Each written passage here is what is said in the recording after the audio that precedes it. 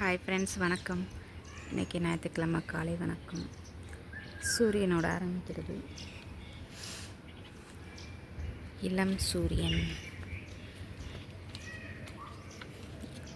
எனக்கு கத்திரிக்காய் கொஞ்சம் அடிக்கடி மழை பெய்யுதாப்ப கோடை மழைங்கிற மாதிரி அந்த மழைக்கு ஃப்ரெஷ் ஆகிட்டாங்க கத்திரிக்காய் செடி. காய்கள் காய்ச்சிருக்கதை உங்கள்கிட்ட காமிப்போம் அப்படிங்கிற மாதிரி தான்.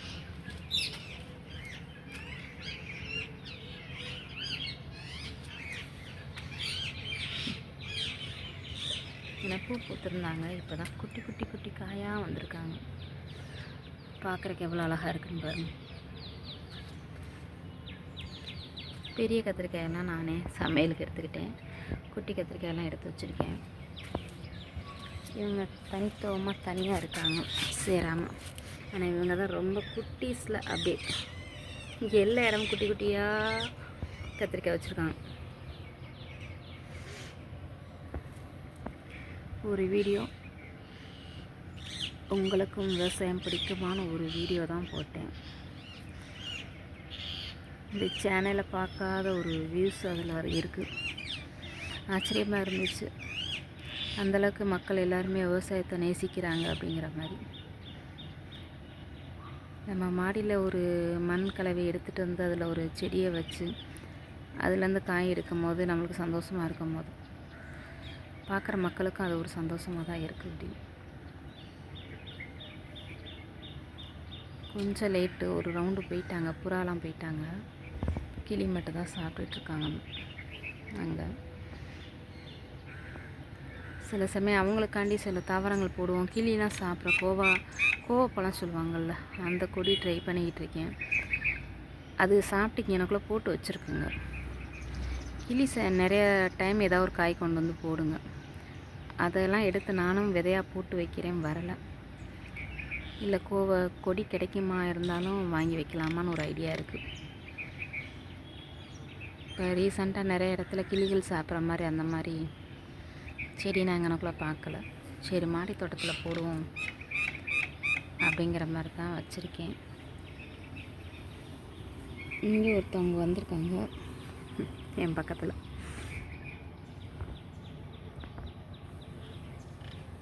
ரொம்ப பழகிட்டா எதுலையுமே பயப்பட மாட்டேங்கிறாங்க.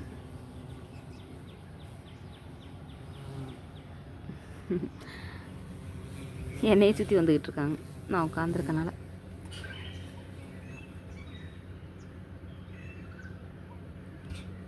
இந்த பழம் பார்த்துருக்கீங்களா? இந்த கொடியில் இது என்னன்னு சொல்லுவாங்கன்னா, மிளகு வத்தலுக்கு போடுவாங்கள்ல, அந்த கொடி காய்ச்சி அதுவாக வந்தது தான். நான் வேறு எதுவும் நினச்சேன். அங்கிட்டு போப்பா, நிறைய காய்ச்சி கிடக்குறாங்க.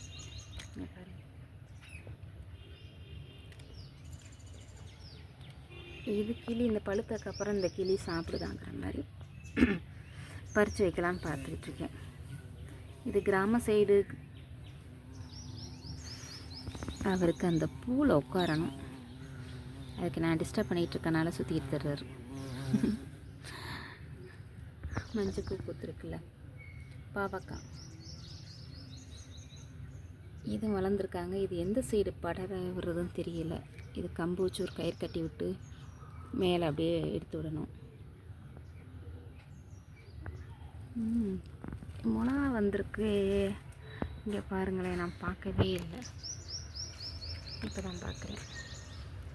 இங்கிட்ட ஒரு மிளகா காய்ச்சிருக்கு, அங்கிட்ட ஒரு மிளகா காய்ச்சிருக்கு. பரவாயில்ல, மிளகா செடி போட்டோன்னா இப்போ தான் 2 காய் வந்திருக்காங்க. என்னதுன்னு தெரியல, பூ பூத்தாங்க, எல்லாமே உதிர்ந்துருச்சு. இப்போ 2 காய் வந்திருக்காங்க. ஏதோ ஒரு வீடியோ எடுக்கும்போது டக்குன்னு ஏதோ ஒரு காய் தென்படுது. இவங்க மட்டும்தான் இதில் கொடியில் படர விட்டுருக்கேன். இங்கே பாருங்கள், எல்லாமே அது மிதுக்கங்காயின்னு சொல்லுவாங்க. மிதுக்கம் வத்தல் அப்படின்னு சொல்லுவாங்க.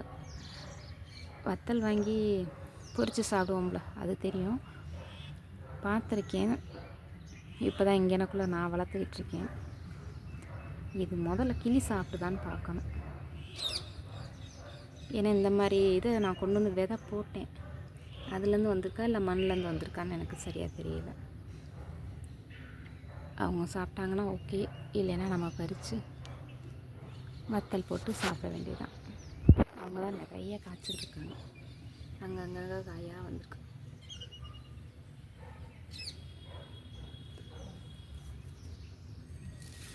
இங்கே ஒரு குட்டி கத்திரிக்காய் பாருங்க. இது கொஞ்சம் எடுத்துட்டா எண்ணெய் கத்திரிக்காய்க்கு சரியாக இருக்கும்னு நினைக்கிறேன். இன்னும் கொஞ்சம் வளரட்டும்.